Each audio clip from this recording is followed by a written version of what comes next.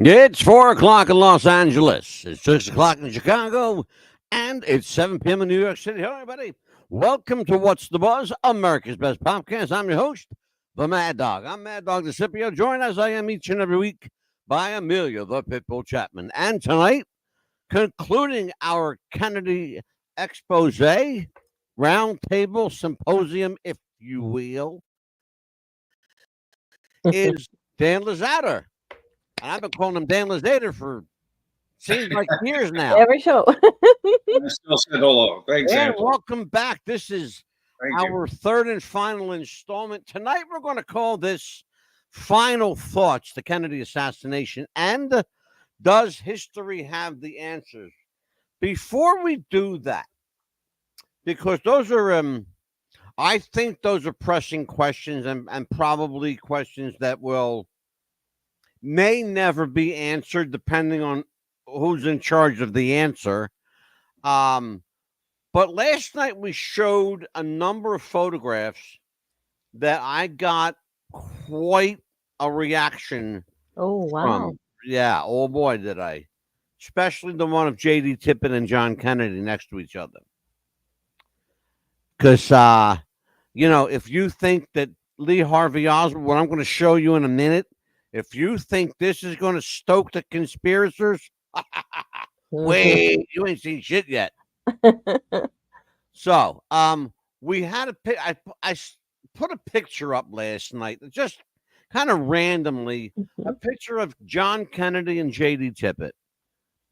And I got to tell you something, you'd be hard pressed to say that they don't resemble each other. Yes. They really do. What was compelling, even to forensic people, Cyril Wecht, particularly Cyril Wecht, who, in my opinion, is one of the most inquisitive, brilliant. Like, the guy is amazing. His mind goes to that other place. Cyril Wecht saw that photograph of allegedly John Kennedy's autopsy and said, "That's not the president." He said that. And so thankfully, it's on film. And we have that for posterity. When he says that's not the president, you got a little inquisitive. How do I want to say this, Dan? Inquiring minds surely want to know. That's what I was going to say. You took the words right out of my mouth. Yes, inquiring minds surely want to know. Who is it then if it's not the president? Well, we know now. It's J.D. Tippit, Officer J.D. Tippit of the Dallas County and Dallas, Texas Police Department. Dan, in your experiences, have you come across the name James Files? Not familiar to me, Angelo. James Files is a guy who claims to have been the second gunman in the Grassy Knoll. We know for sure there were two. We know that historically, we know that now, thankfully, factually, from the few records that Donald Trump was able to get out unredacted. President Trump, while he was president in office, released almost 10 million pieces of paper. Wow. Wait a minute, that's the scratches the tip of the iceberg. That's nothing. There are an estimated, and I found this out, I was like floored.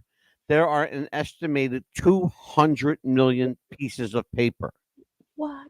On the A lot of paper.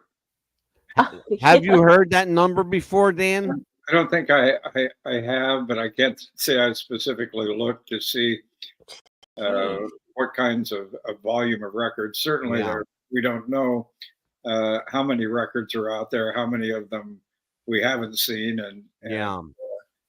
and those that we have seen, we know don't tell us as much as we want to know. Yeah. I want to show everyone tonight. We talked about the president. We talked about some of the evidence, but we didn't talk about the guy at the center of all this, a guy named Lee Harvey Oswald.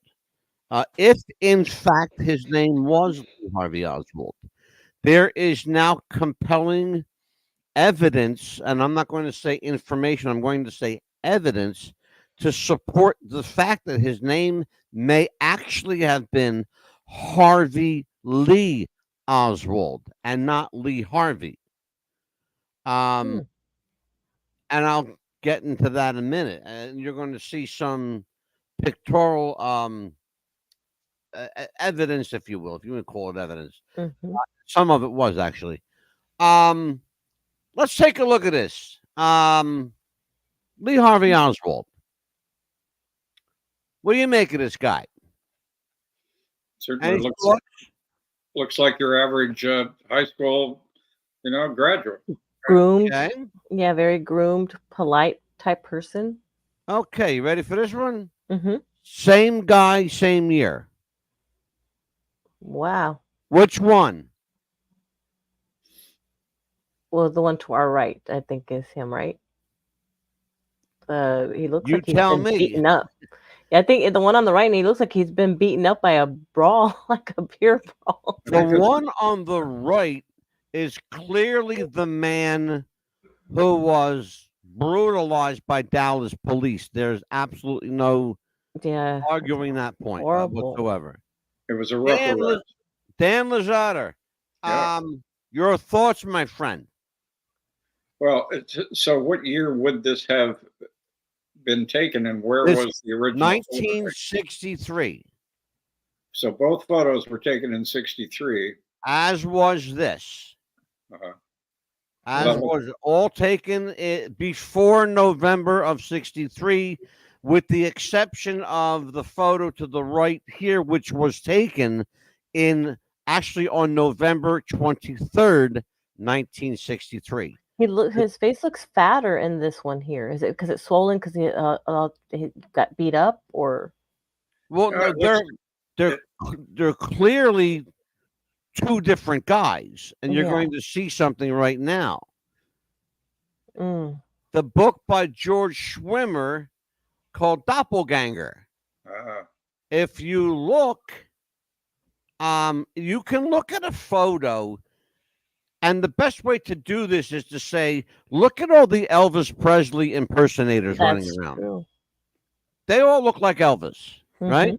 Yes. Until you start to look at the details. Now, look at the details.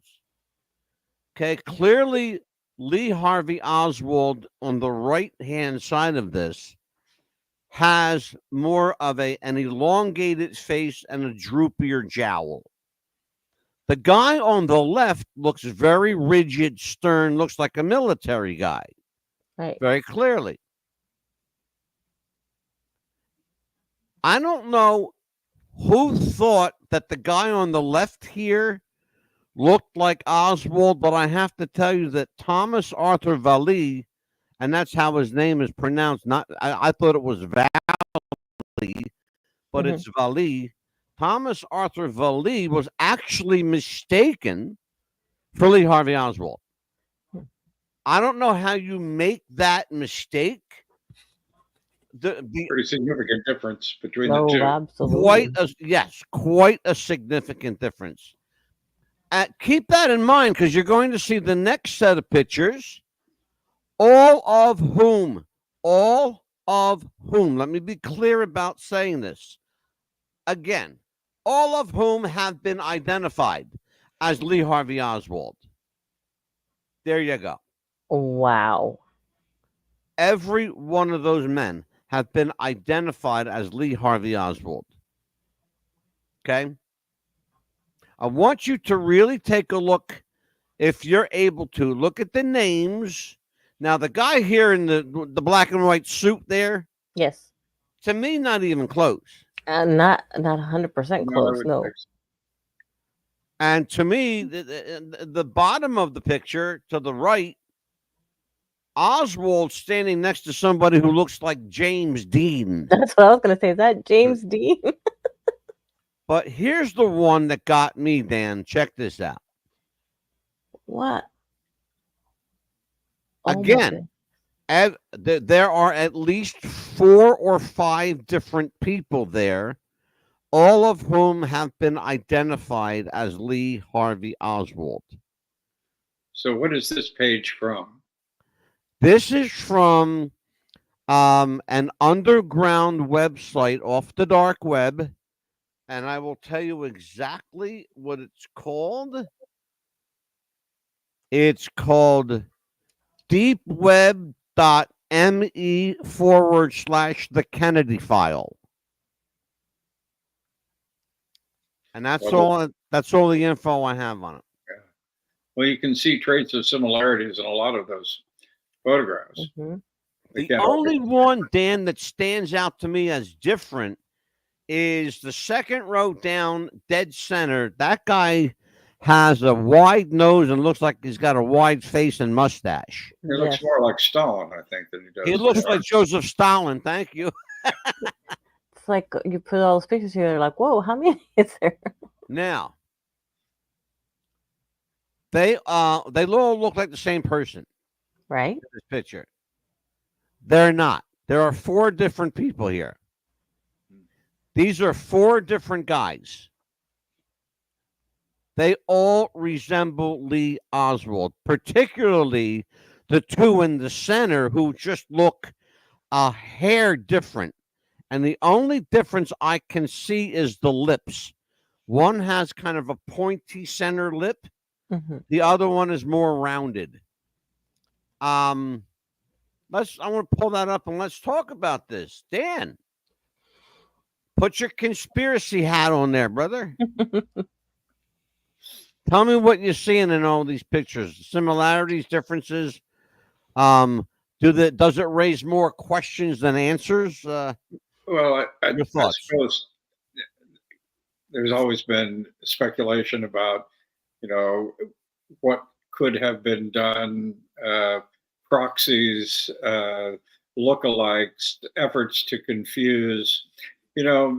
Our best spy novelists have laid out many scenarios in fiction of how protagonists get back and forth and use different images, etc., to escape. And so we can imagine a lot of different things. As we've seen people collect information or collect things like this, that tends to reinforce our idea that maybe something like that is plausible.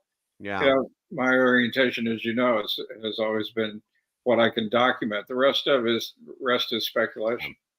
These things though do raise questions for us, and they also tell us that you can't ever conclude anything directly unless you can absolutely pin down the truth of it. So whatever shadings there are, whatever suggestions and things that seem to be plausible, those can also mislead us and take us down the wrong path. Yeah, boy. Yes, sir. It's certainly it feeds the fuel, though, and that fuel certainly lights the fire. Boy, does it light the fire! Holy shit! Yeah. But when you look at a photo like this here, and clearly says doppelganger, doppelganger is it's a German word, but it basically means like a mirror image. And they say if you see your doppelganger that you're going to die.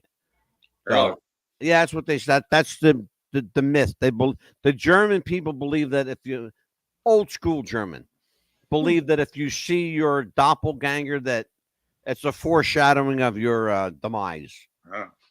So my question would be, why is it not the foreshadowing of his demise? All right. I know these things happen because my father claimed that he saw me driving in a certain part of town in my car when I was a teenager, and I wasn't anywhere near there, but he swore up and down he saw me driving down the street. Looked just like me, he said. I saw my sister driving a car 3 months after she passed away. Now, I know it wasn't my sister, but this woman looked just like her. Yeah. To the point where it shook me up a bit. Yeah. Let's take a look at this one. This is Sam Giancana and Johnny Rosselli in Chicago a month before Dallas. About 6 weeks before Dallas. You see a man there in that little box there. This was from a British documentary. They got a hold of this photo. I don't know how they got it, where they got it, but this was verified, documented in Chicago about 5 to 6 weeks prior to Dallas, Texas. It certainly lends credibility to the speculation that Roselli and Giancana were together. Now we know they were factually together, because there's no way that this was even photoshopped. No. You can't even, I mean, you can look at a Photoshop picture and tell. Here's some interesting stuff. I got a lot of email response.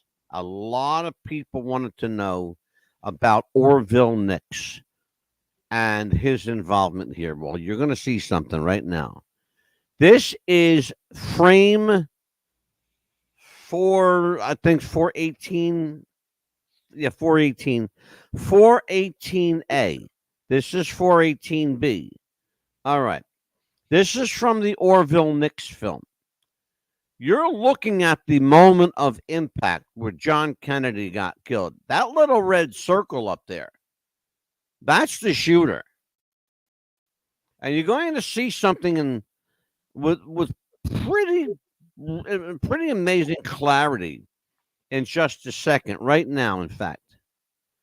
This is a magnified image of what they're seeing there.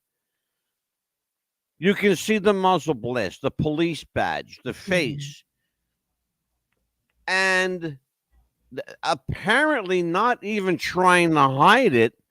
There is a question for you, Dan, about this. Check this out. That's the gunman.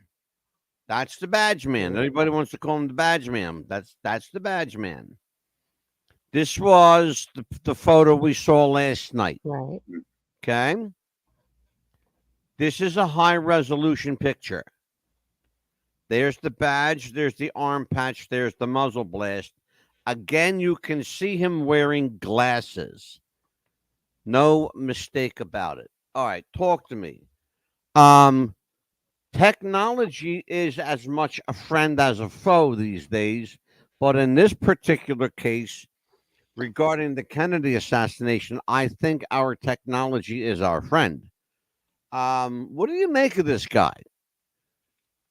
Well, it certainly is a provocative photo. I don't know quite what to make of it, because you have to supply some information intellectually in order to get to the point of seeing those particular images. We always, when dealing with people who are sources and stories and have been witness to things, we always want to know, were they in a position to see what they saw, and how reliable and accurate is their identification. I do think that's the question, isn't it? How accurate and how reliable is their information? Well, this gentleman here, it's a guy named James Files that is alive and well in a prison in Beaumont, Texas. In fact, he's in Beaumont. And he says that's him. James Files says that's him. He's the gunman. He's the guy in the grassy knoll, one of two in the grassy knoll. So he has confessed to being the shooter, and he told the FBI. They sat down with him. The interesting thing is, and I don't know what to make of this either, Dan, we can talk about this. The FBI could not refute what they told him, what he told them. They couldn't refute it because everything he told them checked out. Everything that he said to them checked out, including where he was, because he was seen, he was described. There are artist renditions of James Files, and he looks an awful lot like this cat right here, to be honest with you. So what prompted his conversation with the FBI about this? It was one of those literally come to Jesus moments. Hmm. He found himself a born again Christian in prison, as so many people do. It's funny, you have to go to jail to find Jesus. Mm. Funny stuff, ain't it? Well, I don't get it. I covered prisons for many years, and I can tell you there's probably good reason to try to find Jesus when you're on the inside. Yes, sir. I'm sure there is. But like a lot of people, Chuck Colson among them, found Jesus in prison.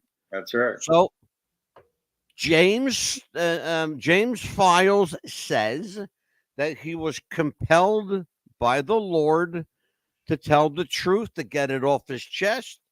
He wanted to be clear and clean in his conscience. Well, brother, I'm going to tell you what, he's spilling every kind of bean he can spill, and implicated a whole bunch of people. Really? Yeah, all kinds of people. People that are still around to talk about it, in fact. So how has his story got publicized? He got to the FBI and he made his confession, but how did that information get out into the public? The FBI documented on video the entire interview, all 9 hours of it, and you can watch increments of it on Tubi TV. It's actually there. The first is called I Shot JFK. That's the first installment. The second installment says the man behind the fence. Behind the fence, the man on the grassy knoll. Behind the fence, the man on the grassy knoll, and I shot JFK. And I encourage people, go to Tubi TV. You judge for yourself. Is the guy legit? Again, keep in mind what I had said a moment ago. The FBI cannot refute him. This is the FBI's own video. It's their stuff. They recorded it for posterity's sake. And thankfully, Tubi TV got the broadcast rights. Because I think everybody else kind of like the too hot button. They don't want to touch it. It is a hot button issue. Why is it, Dan, a hot button issue? Why, if you've got a guy that's willing to say after all these years, I'm your man, why are you going to go, well, is he really? Don't you want somebody to confess? Well, I think, and I've been involved in a lot of police investigations and cold case crime investigations, and I can tell you, you're always looking for the answer. But so many times there are people who will give you the answer that you want, and it turns out not to be the answer that you need. Exactly. So I've known and talked to people who have confessed to crimes and later on admitted that their confessions were false, or moreover have implicated other people in crimes that then when push comes to shove, they can't supply the needed information that turns into a prosecution. So, brother, I can. Oh boy, can I identify with that? Yes, sir. So while the FBI may not been able to refute certain things that he said, the real question for them is what they can prove. So if they can prove by the information he gives that he was a gunman in the assassination and there was a conspiracy in which he was involved, then it's a more difficult case to make to convince a prosecutor to bring charges. And otherwise, the information is investigatory and is not supposed to be leaked to the public. Well, I mean, if you want to talk common sense here, forget the conspiracy stuff, which I'm happy to do. Forget the speculation. Let's talk about the tangible evidence. Let's talk about what we have and what we know we have.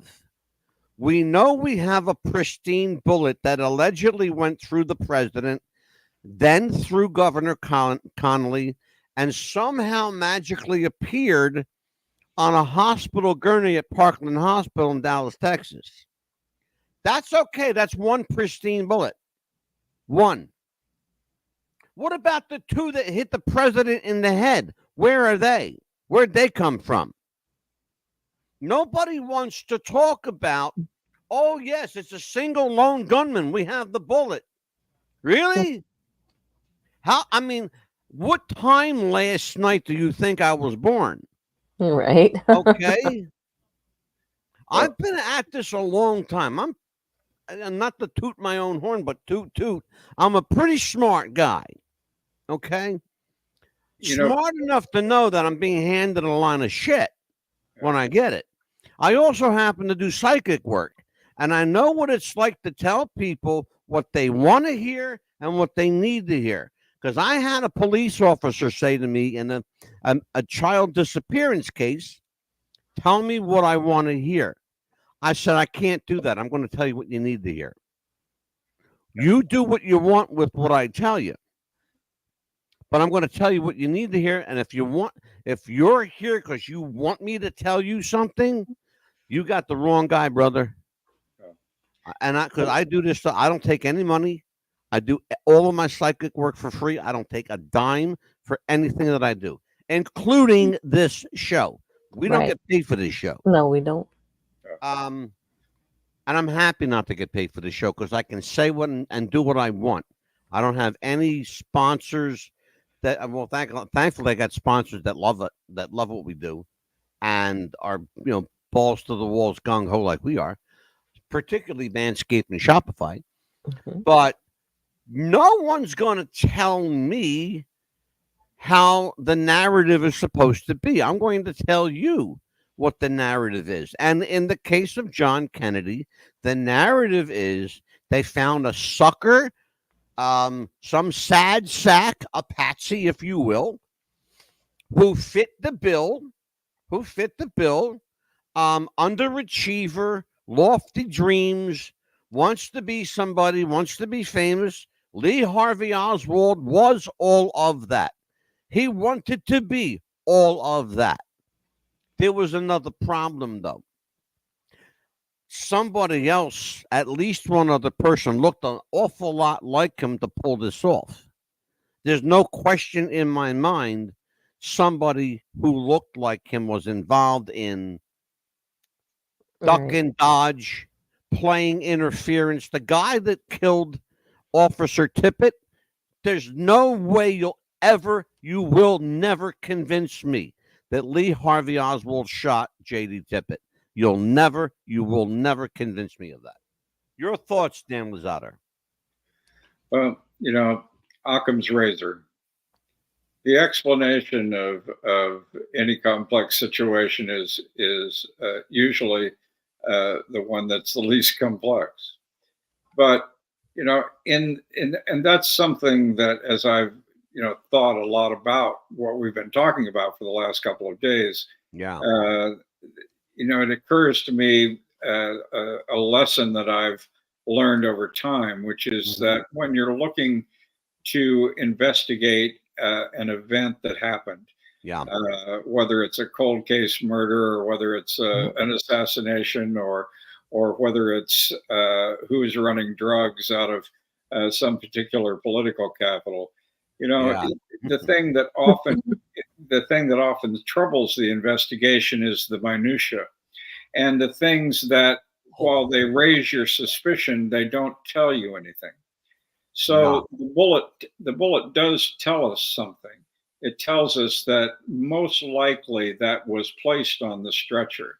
Most likely that was part of an explanation. That seems to be the logical place that we go. But in my mind, what you have to do is stop looking at things the way other people want you to look at them. Yeah. Excellent point. If you put a bullet on a stretcher, it can't be explained how it could be the bullet that passed through 7 different wounds untouched. With no blood. Blood. It distracts you from the larger picture. And that's what I try to do when I do investigations, is I try to back up further and look at what the scenarios were at the time. in writing the book, The Manchurian Journalist, and looking at the history in Dallas, what I discovered was that not only was Earl Cabell mayor of Dallas at the time of Kennedy's assassination, but his brother, Charles Cabell, was fired with Allen Dulles by President Kennedy over the Bay of Pigs.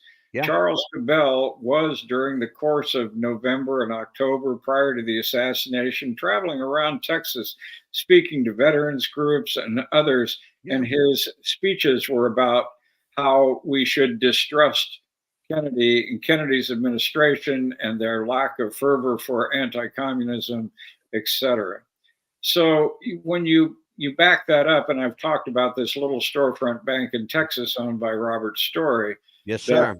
Had all the earmarks of non-official cover for the agency, and a place where the chief FBI, the head of the field office in Dallas during the assassination, later went to work as a loan officer himself there. If you back up and look at these things in a larger picture, you come all the way back into history and see the tentacles that were put in place that had the capability of regime change. Yeah. Regime change is what I think is the larger picture that we're talking about here. Certain things, because of Kennedy's attitudes and his stepping out to do what he thought was right, and whatever his associations were and whatever his understanding about the criminal underworld, he was part of a large picture that was trying to change things in which the cultural elite who were running the show at the time were not happy with. And I think that's where you have to go with the investigation. Is higher Absolutely. Up. Well, I said it last night. Of all the places you could go to campaign, you're going to pick the one place in America, the one place in the entire country that can't stand you. Right. Are you serious? Like, who thought this was a good idea? And not only that, but Dallas was a hotbed of intelligence activities. Oh my God! Yes, sir. It was the largest bank. Get it? The largest bank in Dallas, Republic National Bank, was deeply embedded with CIA activities, and their vice presidents traveling the world searching for relationships about oil. Were reporting back to the State Department on what they found and what they understood. That's tracked through history and documented. Oh, absolutely. One of the things, Dan, that bothers me, particularly among journalists, present company excluded because you actually do your work. One of the things that really, to say it irks me would be an understatement. It unnerves me. Is that when a journalist has a solid grip on a story and then for whatever compulsive reason decides to go off the grid with that story, instead of keeping everything centered and contained, well, now we have to go to Venezuela because Lee Harvey Oswald took a shit in that hotel, and we have to go to Puerto Vallarta, Mexico, because Mrs. Oswald may have gotten sick in that bathroom. But the point I'm trying to make is you don't have to crisscross the world. It's not necessary. The players are coming to us. Right. We don't need to go to them. It bothers me when I see journalists trying to divert your attention from the truth. You get what I'm going with this? And that's what they do. The FBI makes a almost daily thing of it. We're going to tell you this, but you hold on to that. But now we're going to divert your attention into something else that we want you to know. But hold on to that because you might need it someday. Well, yeah, and sure, there are all kinds of deals and bargains made in the course of trying to build sources between journalists and the FBI, because the FBI works just as hard to build relationships with journalists as the other way around. But and thank you for saying that, because a lot of people think that the FBI and the media have this adversarial relationship. They really don't. They work very closely with each other. Oh yeah, especially if they can help solve a case. What better way to promote your propaganda than to tell the press? Yeah.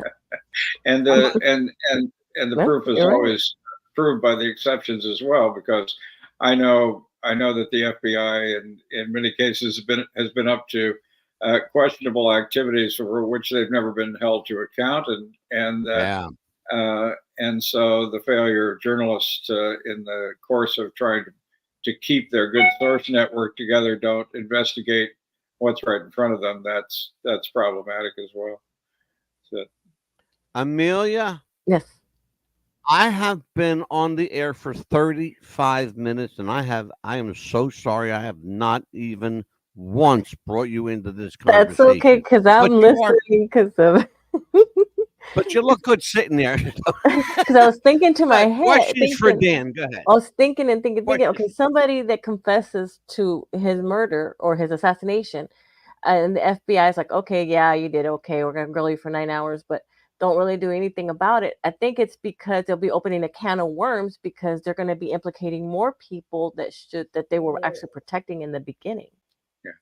Well, careers can be made off of being able to develop cases that no one else has been able to develop. That's a good thing for FBI agents, but you do have to be aware of the political situation, and anyone who doesn't believe that the FBI has its finger on the pulse of politics would be being misled. And while that may not translate directly into what some of the accusations are, most recently that the Justice Department is weaponized for certain purposes, always the course of investigations have led to political decisions. I have told this story before on many occasions about an investigation of which I had really good sources, and it was a program to go after payoffs that were being made to mayors throughout a particular state. And so they put together a case, and they managed to use informants to pay bribes, and they built a beautiful case. They only went after Democrats. They didn't go after any Republicans. And so when it became public that they only went after Democrats, the investigation went down the tubes. Imagine that. Who'd have thunk? Go ahead, Neil. Question for you. Also, too, is with all this new evidence that we have now, and especially with all the modern technology we have, do you think that they should go back into and check all the evidence again? There have been so many different efforts to look deeper into this, and some of them congressionally led on occasion, to get a credible investigation to reinvestigate what they know, to really bring out all of the details would be something I think a lot of people would really love to see. Yes. And probably a lot of people would be willing to contribute tax money to getting it done, but it would be an expensive proposition, and then is there anyone to prosecute? It would also, Dan, I suggest, open up the proverbial Pandora's box. Oh, yes, of course. Well, because where there is truth, there is fire. Well, real hot fire too, Dan. Take a look at what we think and what we believe in the context of regime change within our own country. If we believe that regime change was stimulated within, we couldn't tolerate it being stimulated from without. But if it was being stimulated within by powerful forces that were able to operate outside of exposure, I think it would be pretty devastating for us. But yet we have what arguably has been two regime changes that were both of a similar nature and raise similar questions. But the second doesn't raise as much question, because people have not probed what the journalism in the Watergate case was really all about. I think there are some serious questions there as to whether Nixon's resignation from office was the result of manipulation of Oh my God, absolutely. public attention and public information, and whether or not those things were caused by individuals who were interested in stopping Nixon from his own efforts toward détente in the world. Can I tell you something? I have always had, and this is just me. I'm sorry, folks. I have always had a soft spot for Richard Milhouse Nixon, and I want to tell you why. I always thought even as a youngster, I'm not that young, but I remember I was 14 years old when Richard Nixon became president. And I will tell you that I always felt like he deserved better than what he got. I think that there's nothing that he did, said, or accomplished that hadn't been done, said, or accomplished by any number of his predecessors. His misfortune, singularly his misfortune, is that he got caught with his hand in the cookie jar. And that was Richard Nixon's problem. He was a really good diplomat. He could sit down with any number of people and talk. And his little secret weapon, Henry Kissinger, who is still alive, unbelievable. That he's still alive. This guy outlived everybody, which is kind of a scary thought, Dan. We'll talk about that as a side note. But Henry Kissinger, like, you can't kill this guy.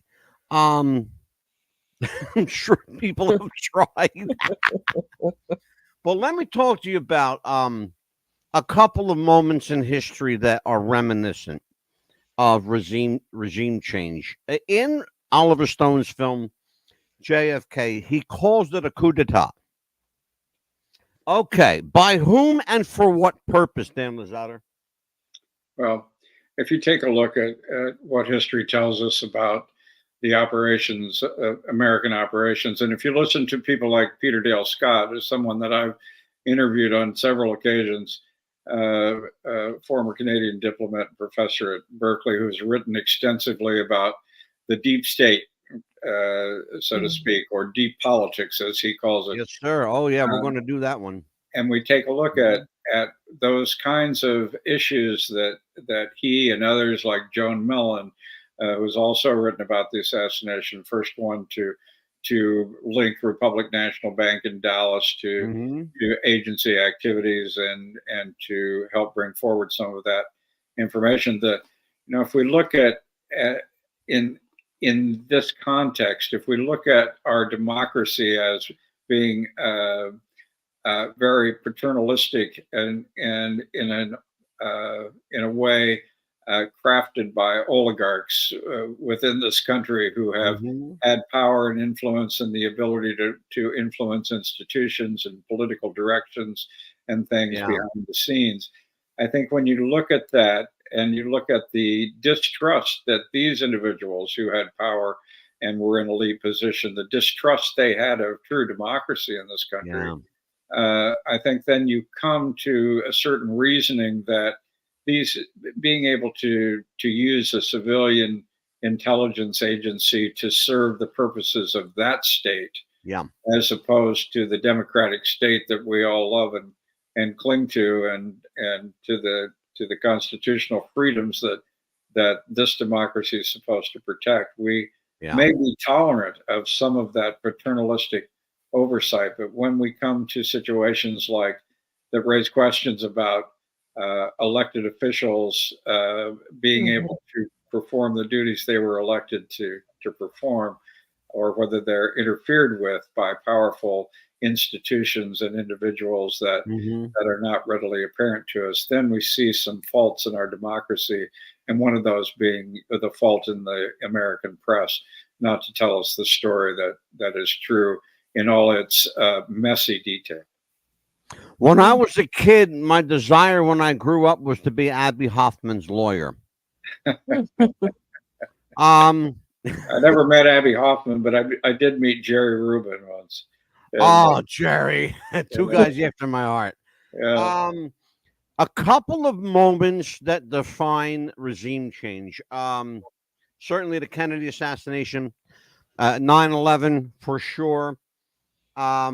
It's interesting that right before those towers came down, in fact, the day before, Secretary of State at the time, Donald Rumsfeld, said to a subcommittee, hey, folks, I'm sorry to kind of have to tell you this, but we've got $500 billion missing. We don't know where it's at. He said that, or some crazy number like that. I think it may have been more. But we were missing out of the Treasury a lot of money. And lo and behold, the next day, those towers came down, and you never heard a word from Donald Rumsfeld since. Yeah. What do you make of that? Well, I don't have any particular knowledge about the claims, but you can check it out on YouTube. It's all I certainly all there. I certainly can see it described as have been many things as a distraction from other problems. It certainly was. At the cost of many lives. It certainly was a brutal and inhumane distraction. That, my friend Dan, is what they call in war collateral damage. Yeah. Oops. Well, sorry, we got a couple people that died. Excuse me. Yeah. I was there the day before that happened, by the way. Really? Yeah, I was. Scary thought. Scary thought. My nephew was there that morning. Oh my gosh. And was out of that building 10 minutes before that plane hit. Oh my gosh. We oh, by the way, right. The airplane that hit the Pentagon wasn't an airplane, folks. It was a missile. We have the video. Yes. We have the missing video. And I'm going to show it on the air again, too. We've done several deep dives into the deep state. I think we've done 3 already. We're probably going to do 2 or 3 more before I get fed up with it. Or disgusted or disgruntled, whichever comes first. Or asked again. Yeah. But let me address something. If El Ruffian and Gigi are still in the chat, thanks to you guys and several thousand of your best friends, I guess, I am going to do the Chris Benoit show on November the 6th. Why? Because I'm going to need a distraction from the election coverage that I have to give you on Monday and Tuesday. Let me write that down real quick. God help us all. But yes, we have an election to cover, and I've got two nights of it. And I think I just made Dan spit his coffee out. Oh, no. I was looking for my power cord to make sure I'm not ready for power.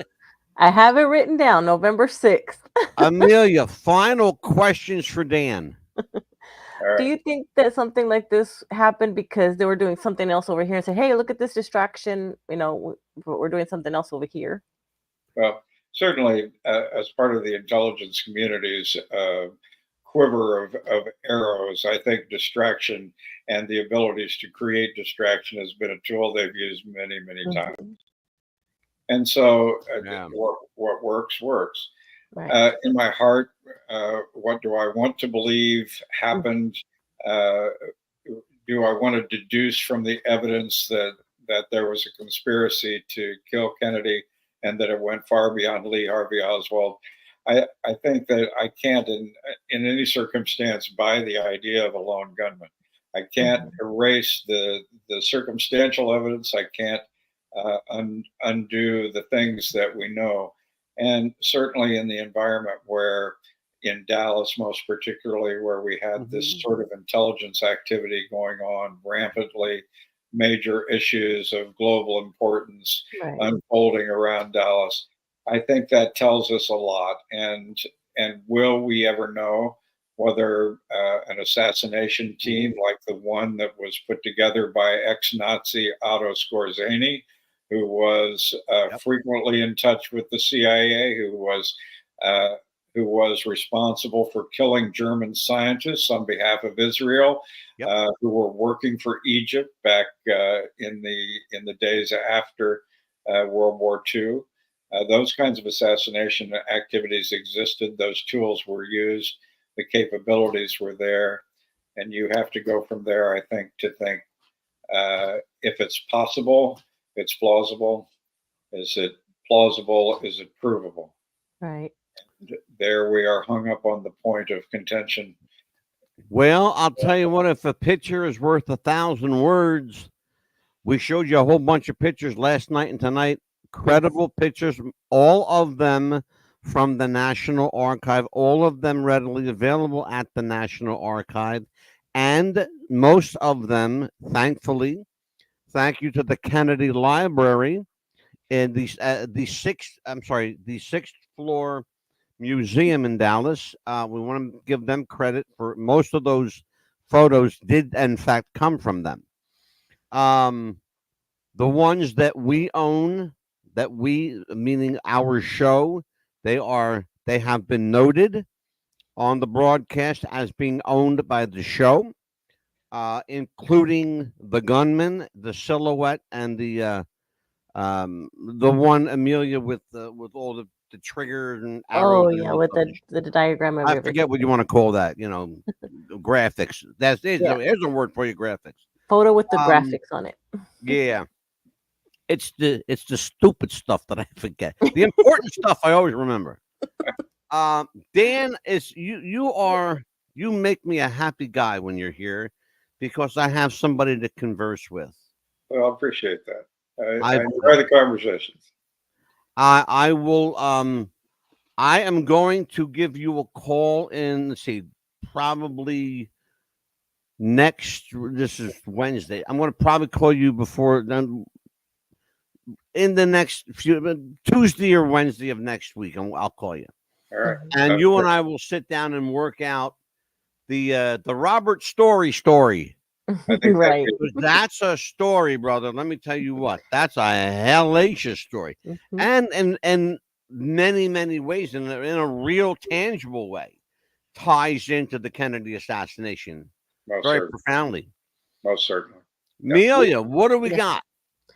Well, actually, after Monday the 28th, we're going to be talking about the simulation theory. Are we living in a simulation, or is this real life? What's going on? Well, you look like a video game to me, so I'm going with the simulation theory. I do? Okay. And then on the 29th at 7 p.m. Yeah, Eastern Time. Donkey Kong. You better be quiet. We're going to be talking about stuff hidden in plain sight, right in front of your nose. You didn't even see it. That's a show that we got to get Dan. Dan, what do you know about that hiding in plain sight? Well, I could tell you, after doing a lot of undercover investigations myself, the best place to hide is right in plain sight. Oh yeah, especially you know what? When we Amelia, take note, Dan for that show. Okay, got it. Especially when you keep this guy busy. He's. By the way, I'm going to ask you a question, Dan, when we get off the air. So hang out with me for like 2 minutes. All right. I'll tell you what, folks. Don't forget one more show. Tamara Thorne and Alistair Cross, the horror authors, are coming back. Yes, and I have a couple things to say to Gigi and Ruffian and Captain Miserable, Amelia's boyfriend. We are going to give you the show you want. So there's Gigi. Can you do a Chris Benoit? Yeah, we can do a Chris Benoit show. Sure. Why not? We're going to do that November the 6th. That's going to be my election special distraction show. I need that. I'm going to use that show to vent. Here's a case for you, Dan. A professional wrestler by the name of Chris Benoit.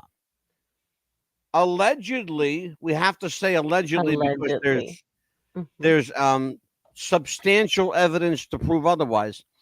The allegedly killed his wife and son and then commits suicide purportedly in his home gym. That was the belief until investigators started working and said, maybe not so fast with this.